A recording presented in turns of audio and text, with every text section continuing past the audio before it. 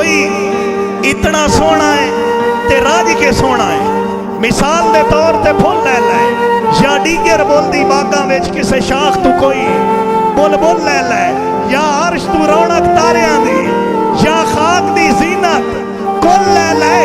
अल्लाह देवे काविश कसम खुदा दी बंदा होठ जनाब दे मुल ले ले। बूटियां दे फुल कोई नहीं बाकी गल्लां बात दियां तेरे हासियां दा मुल कोई नहीं। वाह जी वाह। डांगा थाला सी शुगल तू रुसया है जदा हुसड़िया बाला सी क्या सोचा था काविश और वो क्या निकला।